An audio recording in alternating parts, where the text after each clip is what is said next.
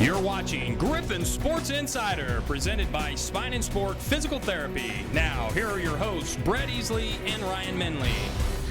Hello and welcome. It's homecoming week, another win for Griffin football. It's a broken record, Brett Easley. That's a good thing. Let's keep breaking records. What do you say? The Griffins are ranked 6th in the nation, and we'll try to go 6-0 this Saturday with Northeastern State coming to town from Oklahoma. Yeah, last week the Griffins were in Oklahoma and putting up 63 points on Central Oklahoma. Week 5 takes us to Edmond, Oklahoma, home of UCO. 6th-ranked Griffins trying to stay perfect on the season. Not a perfect start, though. The Broncos were up 7-0 early and driving again until Austin Baska kills the drive with the pick from his defensive line position. I was kind of expecting it, and then sure enough, it came. The quarterback saw me, kind of pumped it once, and tried to throw it over the top, and I was just in the right spot at the right time, lucky enough to come down with it, I guess. From there, Western goes into tank mode. And when I say tank, I mean unstoppable ground attack mode. Travis Partridge turns the pick to points. Bulls in the end zone. We're tied at 7, and that's only the beginning. A couple minutes later, Dalton Kryza to lead the game from 13 yards out. His first of 2 rushing touchdowns on the night. Offensive coordinator Todd Throckmorton telling his O-line, keep blocking because we're going to keep running. That's what the Griffins do. Raphael Spencer, he ran a long way Saturday. This TD puts the Griffs up 21-14 after one quarter. UCO's O couldn't keep up. Just before the half, we see a little variety. Partridge to the air, hits Josh Walker for his first career touchdown catch. Griffins had 360 yards of offense in the first half alone. They take a 35-17 lead at the break. Second half, no need for adjustments, just keep running. Spencer did just that. He ran wild on the Broncos D. The sophomore running back with a career-high 221 rushing yards on just 24 carries. He only scored the 1 touchdown. That's because Partridge took care of the majority of the scoring. 4 rushing touchdowns on the night for the quarterback. This one puts Western up 49-23 in the fourth quarter. The Griffins tallied 522 yards of total offense, 319 of it on the ground, and it's 7 total rushing touchdowns. UCO had over 500 yards of offense too, but Western dominated special teams as well. Derek Libby, the 79-yard punt return to the house, puts the exclamation point on a big night. Western rolls UCO 63-30 the final. They're now 5-0 on the season. They have now won 19 of their last 20 MIAA conference games. I think our offense was outstanding all day long. They did a great job and moved the ball effectively. I think we had almost 400 yards of offense in the first half. Ran the ball well, threw the ball well. It was just an overall good ball game. Yeah, they got some points, but they've been getting points on everybody. Hello, my name is Raphael Spencer, running back here at Missouri Western University. I had a very good night, wouldn't you say? It was a decent night. You really need to get in the zone more. You need to get in the end zone. I saw you got hawked down here twice. So. Well, I got a personal question for you. How does it feel knowing that on all your touchdowns, I pretty much got you there? You and everybody else. Joining us now, head coach Jerry Partridge. Just heard from Raphael Spencer. Joking, although He's going to take our job soon here on the set. He's got the right to brag. He may be joking, maybe. Maybe. He's got 134 yards rushing per game. That leads the MIAA now. It's also 10th in the Division II nation. And another great performance on Saturday. Well, I'm sure Ralph would tell you that it doesn't have much the O-line. I think our O-line's a very good run blocking group, and I think that Todd Throckmorton is one of those guys that knows how to run a football and figures out how to run a ball. But we said going in that Ralph was very talented. Even within our circle last year, we felt like that Raphael was a better ball carrier than the All-American running back we had. The All-American running back we had would tell you the same thing. It's just the whole complete package of what Raphael needs to get accomplished, and he's getting there. He's doing a lot of good things. He's catching the ball. He's understanding the game. Likes him get north-south a little bit better on short yardage situations instead of trying to hit the home run all the time. But real pleased with him, and I wouldn't trade him for any other back in the league, no doubt about it. Obviously a huge part of an offense that's now averaging 46 points a game. That's 6th in the Division II nation. And, just talk about that as a whole. Over 500 yards again last Saturday night, 7 rushing touchdowns. And, again, to do that, you got to have a good offensive line. And I asked you last week, again, how that line's progressed, but they're playing well, aren't they? Yeah, I think that, again, going in, I thought run blocking was going to be a strength. Pass blocking was something we were worried about a little bit. They've been doing much better, and it's getting, the things that Travis hit were like twists and stuff like that. We got hurt with, but they're getting a lot better. They're doing some great things. I think our receivers are playing well. They're catching the ball well. Reggie Jordan's playing like an All-American, and even though Travis's stats don't necessarily say that, he's playing really good football. Another thing you're doing very well is returning the football on kicks. You had a punt return for a touchdown, and that came late, and obviously a big play, but Josh Walker's got a big return. Dom Thomas, a couple of big returns, and those were momentum changers because, again, in the third quarter especially, there were some times, not that the game was ever in doubt, but you kind of looked at the board and going, oh my goodness, but kickoff return brought it right back. Really doing well there. It kept our momentum. It created the spacing we needed to continue to have, and kickoff return's been really, really good for 2 weeks and running now, and certainly it jumped up, like you said, in the top 10 in the nation now, kickoff return, and we led the nation at 3 years ago, so Aaron Bell needed to get with it and get that thing back up there. But those kids are blocking well. They believe in it. It's a first offensive play. Real excited to see Derek Libby hitting a big play like that. Kickoff returns tops in the MIAA, punt returns second in the MIAA, kickoff returns fifth in the nation. You're ranked overall sixth in the nation. You're going to try to go to 6-0 this week. We'll talk more. Pretty good with numbers, aren't you? Yeah, I just kind of make them up off the top of my head. We'll talk more about that journey against Northeastern State. It's homecoming week when GSI comes back.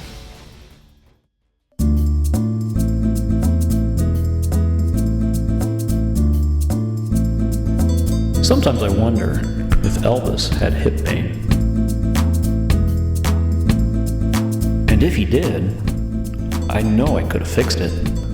And if I did, he'd still be alive today.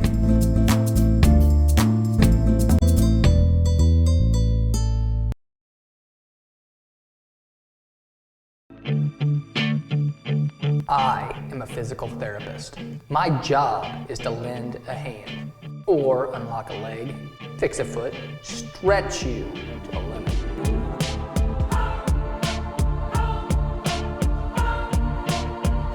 No matter the injury, I have got your back. I'm Brent Colgan. This is Spine and Sport.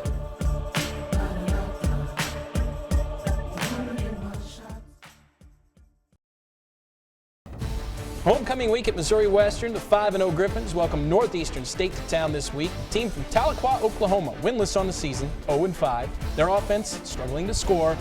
Big Bo smells blood in the water. Testify, Bo. Stick 'em, ha ha ha, stick 'em. Stick 'em, ha ha ha, stick 'em. Gonna run the beat. Well, it's homecoming week this week, and Bo, another big prediction. The Riverhawks of Northeastern State coming to town. You're 5-0 this year. What's it going to be this week? Missouri Western 35, Riverhawks -7. Okay, Bo, -7, that's fine. It's never happened before. -7. I'm more offended by 35. Bo, we average 50 a game. What's the story with that? Coach Partridge gives the offense the week off. It's just the defense. You've had some outlandish predictions before. 35 points, no offense on the field, huh? 35 to -7, 5 defensive touchdowns, total pain. He actually underestimated you last week because he said you'd score less points than you actually did. I think we need to cancel that show. I don't know. I think it's just getting He's rolling. starting to kind of know what he's talking about, Yeah. isn't he? Finally. Not that I doubted that, Bo. But Well, I don't know if you can score negative in a game, but that's what he's predicting this week, and we'll see. Northeastern, though, winless, but they've had the gauntlet of MIAA powers, Pitt, Emporia, Northwest, Washburn, Missouri Southern, us this weekend. That means Northeastern's opponents coming into this week a combined 29-1. But that being said, what's your impressions of them? They are struggling in every facet of the game. Well, they've probably got them, and it seems like a couple others in our league have the toughest strength of schedule in America going right now. But they've really, the injury bugs hit them. Their quarterback, who I thought was a really nice player, Deaton, looks like he may have broke his lower leg or something. I saw the play in the Pittsburgh game. He's been out ever since. And then the little running back Rockmore is really good. He's been out for 2 or 3 weeks, and we had a coach see on Twitter that he's talking about surgery. So I'm sure he's out too. And now they're playing a lot of young kids, and I think even the second quarterback, Thor something, got hurt. Ventures and babysitting Thor. Yeah, so now they're down to their third guy. And so anytime you get the injury bug hitting you, it's tough to keep competing. But they have some good football players. I mean, their linebacker, Langston Jones, I believe his name's really physical. He leads the league in tackling. You had a first from Missouri Western history this past Sunday where you had 3 former Griffins, 3 Griffins active on NFL rosters, all of them seeing playing time. David Bass with the Bears, Mike Hill with the Packers, Greg Zuerlein, of course, with the Rams. That's pretty special. No, I mean, I'm just happy for them.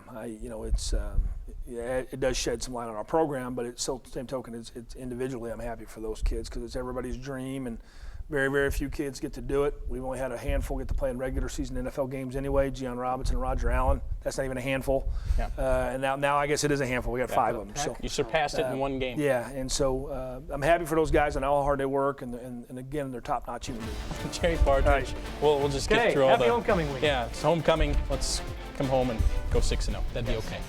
We'll be right back. I met Gerald in 2010. He came to me after an injury he sustained in Afghanistan back in 2008. And he described to me as he was in his Humvee and got blown up by a roadside bomb, and that he broke his back, he broke his hip, separated his shoulder. Working with a Special Forces soldier, to think about the demands that he's got to go through. It's a whole nother concept of training like the pros. So I've had really good progress. But it's been amazing, especially coming up here, working, utilizing the pool for the buoyancy factor, especially at the beginning, to kind of help the actual healing process. I mean, I've kind of transitioned from actual mobility to stability, and lately onto strength and resistance and cardiovascular training. And it took him 2 years and multiple surgeries. But it was fun to see him go from broken to back in the Special Forces doing what he does best, and that's serving the country. And he was a great inspiration to all of us to see him go through that transformation.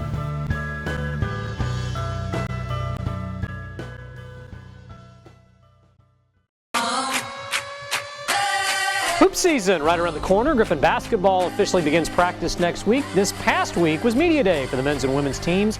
New looks for both groups. Second-year coach Rob Edmondson has 9 new players on the women's roster. The Griffin men, 10 newcomers, 11 if you count new head coach Brett Weiberg. Truly a new era. Welcome back. Before they get busy on the court, the basketball team spent the offseason busy off the court. A great community service project right up basketball's alley. We are at a neighborhood basketball court on 18th Street. And this is part of Harris-Kemper Historic District, and we consider this as our first block by block. We're going to take the neighborhood and bring back our historical neighborhood block by block. We've got our men's and women's basketball teams out here helping revitalize the basketball court, which we thought was fitting for what the program is and what they're trying to achieve. And they've been working their tails off out here all morning.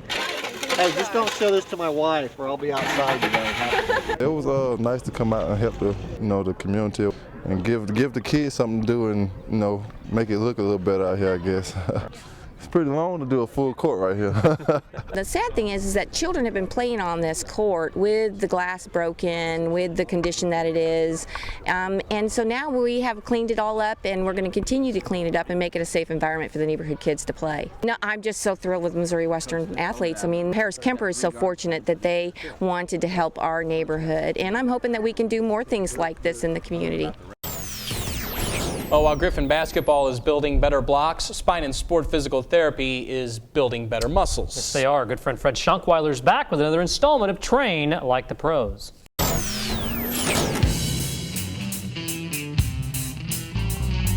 All right, we're ready for test number 5 of the functional movement screen. This test is called the active straight leg raise, specifically looking at our flexibility and stability issues again. We've got Dalton here.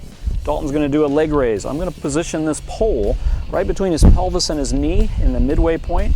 Dalton's going to go ahead and do a left leg raise, and we're looking for where does that heel fall in relationship to this pole. So go ahead and come back down. He's going to do 3 of those. So as we look at that, naturally we're thinking hamstrings. Dalton's doing good. He's got some good hamstrings there, but we're also looking at his other leg.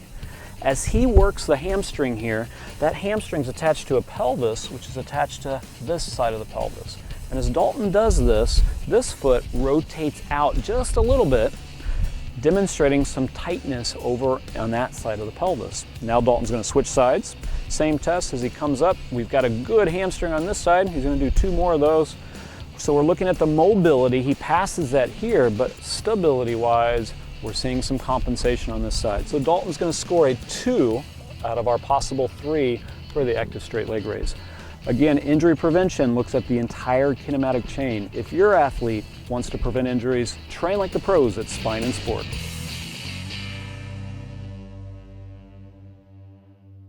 Clausen will hold, no wind to speak of. The kick is up.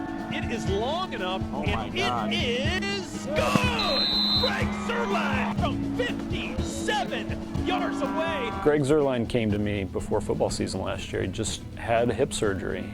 He tore his labrum, which is a piece of cartilage around the hip socket.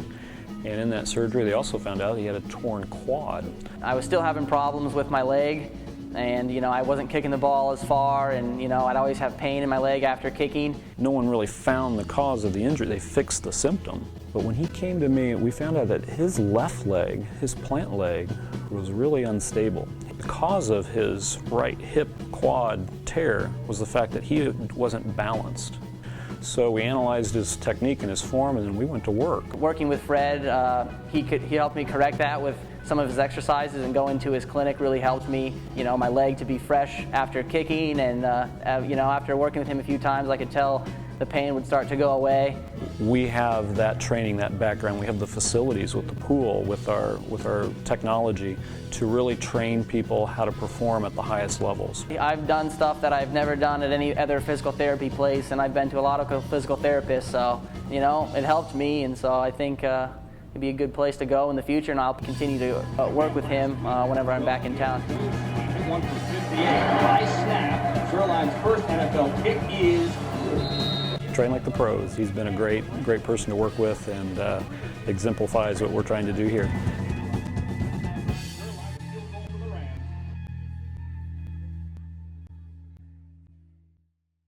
Well, after a somewhat slow start to the season, Missouri Western Volleyball has found its stride during the time it matters most. The Griffins entered this week 4-3 in MIAA play. And joining us now, making her GSI debut, it's the first time ever. I feel like we need to have some streamers coming down from the ceiling. Aren't you excited? Yeah. First year head volleyball coach Marian Carbin, no longer first year interim volleyball coach Marian Carbin. Job security now for the job you've done. That's got to be exciting too, because just coming in, you just didn't know. You've got that interim tag, and just a week ago they say, yep, you're our person. It feels good, especially after the slow start we got. You don't maybe meet your own personal expectations during those first couple of weeks, but then to get off to conference play off to a good start and have them put that confidence in me felt pretty good. It's been a little hello world. You've certainly earned your stripes. You've had some injuries. Just found out you had another injury over the weekend. You're hanging in there, but it's been a challenge, hasn't it? Yeah, we've been through a lot, a little bit. Anyways. A little bit. That's an understatement. This fall so far, and we're only 6 weeks in, so but our team's been pretty resilient so far, and we've handled things well. We got some upperclassmen that I think are leading us well, that have the leadership skills that maybe we've been lacking in the past. And so that's been helpful to just have their steadiness and their just really mature approach to everything that's been going on, and all the injuries and people leaving the team, things like that. On people leaving the team, let's just talk about specifically, and it has made your job harder because you really don't have the team that you expected to come in having. You've lost 3 starters. Meredith McCormick's hurt. Stephanie Hattie, who was possibly your best player, is trying to get through nursing school, which ask anybody, and that's really hard, so she's had to step away. And then the other night you lose Jessie Thorup, who's possibly your best player, to Stephanie Hattie, to a knee injury, and now it's back to the drawing board again. Melissa Cairns, who was a freshman on last year's team, played a lot, and she hasn't played at all this year. She's got a hip or correct, hip surgery over the summer. So you're without really 4 or 5 players that, all healthy, arguably start for you. Yes, definitely the depth we were looking at in July when we're planning out the season and preseason dwindled very quickly, and so that's been hard to adjust to. The good thing has been that it's come early in our season and hasn't been spread out throughout. Obviously this latest one with Jessie is really tough because we're 6 weeks in now and had a starting lineup that was pretty good, we thought, really dangerous. And now to lose her, that's a hard player to replace. It doesn't matter if you're a first-time guest or a long-time guest. You're subject to easily tantalizing trio. Have you heard of it? I have. She has heard of it. She See? watches She it. watches. Yeah, it's a pretty popular segment. I actually loved watching it in Kansas City. In fact, it's up for an Emmy award this year as well. I don't know if you. No, it's not. It's not. not? Well, and I obviously got some bad mail. that. So anyway, I ask you 3 questions, and you just answer them the best you can. They may be relevant to volleyball. They may be relevant to nothing. It's hard to say. Of course, all the questions are always relevant, aren't they? No, they're not. Okay, well, that's it. Sorry. Marian, I got to ask you, pretty basic question. Do you have a game day superstition? Are you superstitious? Do you have anything you do every single game day, or I don't have one particular thing. I do believe in superstitions though, so I try to keep things consistent. If we win, maybe a lucky jacket. In fact, this was my lucky jacket in one match. Took it off, lost 2 sets. I told the girls I'm putting it back on, and then we win the last 2 sets to win. Don't ever 5. take it off ever again. Take it off So ever apparently I again. need to start Wash wearing it don't do again. anything. Yeah. Okay, secondly, when you were playing volleyball here at Missouri Western, did you ever dream you would be the head coach here one day? I had no idea. No, I didn't. It wasn't really my dream. My dream was to be a high school math teacher. High school math teacher. And that didn't work out. Well, I'm glad that didn't work out. But I'm really glad that didn't work out. But you could probably do it, I'm guessing for sure. And finally, let's find out a little bit more about Marian Carbin. If I gave you just an unlimited line of credit and I smacked you in the process, thank you. Where would be your dream vacation spot? I gave you 10 days, anywhere you wanted to go, where would you go?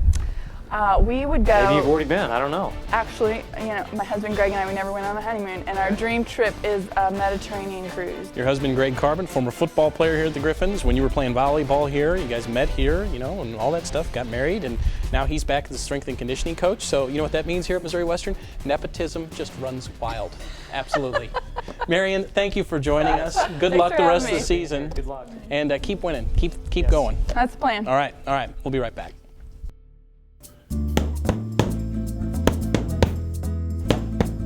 Spine and Sport Physical Therapy. Train like the pros, my friends.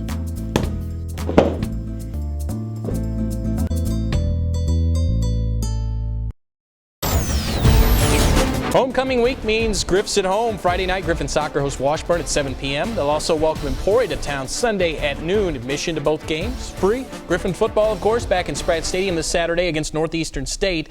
That's a 1:30 kickoff time. Also catch men's golf in its only home event of the fall. The MWSU Drury End Central Region Invitational begins Monday, October 14th at the St. Joseph Country Club. Well, Military Appreciation Day is a few weeks away. Oh, hey, Uncle Sam himself. Back. Took the week off. Yeah, there he is. Well, let me see the hat here. Oh, I know that you is can't. sharp. Can you get it off your head? Your hands are too short. Yep, sorry. You're 10 feet tall. Well, I can't hold on climb to that, high. Brett. Be the hand model. Yeah, that is nice. Those Look are at the this hats thing. for Military Appreciation Those are Day. good It's right the there. American Griffin camo. They'll be on sale at the stadium for this weekend's game. Again, Military Appreciation Day a couple weeks away, but get them now. Or They're you going also, fast too, aren't they? They are. They're going What fast. I'm Sold a told. bunch of them already. You can go to gogriffins.com for more info. You can order them from there as well. Don't you think he needs a matching pair of those Rocky Balboa USA shorts to kind of go along with his hat? Actually, he doesn't. He should be So he wearing doesn't. pants, period. That's kind of, well, I know. Well, he's a we can't mascot. see it. You're behind the He's desk. a mascot. It's all right. TV news. Oh, whoops. Hey, Eric Kramer. Oh. NCAA Compliance Police is back this Yes, week. He we wasn't had here some last week because we problems. did everything We were right. straight and narrow last week. I guess not we did this something week. wrong this Boy. week. What did we do wrong? Lay it on us, Sarah. I can't wait to hear it. The Beatboxing with Bo segment. You cannot have abnormally large individuals predict scores with negative numbers. It defies the laws of logic. Well, but that's it's a joke. That's not. Doesn't matter. You also have to mention the Chiefs in every show, especially when they're winning, and especially when they train here. Okay, next. Anti-Chiefs. Guys, you can't have Max hawking items. He isn't allowed to sell anything. This isn't the Home Shopping Network. Huh? I don't. But it's are our ours. stuff. These are our items. Reason being, Max was actually pocketing money in the past, so he's really not allowed to sell stuff anymore, guys. Max, what did we tell you about doing that, man? If you do that, you're supposed You're to going to give do it, us a share cut. it with us. Yeah. I guess that's the final hawk, apparently. Okay. Well, he doesn't take being rejected very well. Anything else? Yeah, and what else do we do? One last thing, guys. You can't mention nepotism. That's a big no-no. You just got the whole Carbin family fired. Oh, I didn't realize that. Ruined 2 lives. Congratulations. Good to know. Let's just end the show on that note. As Maybe always, forever. As always, go Griffs. Go Griffs. Maybe.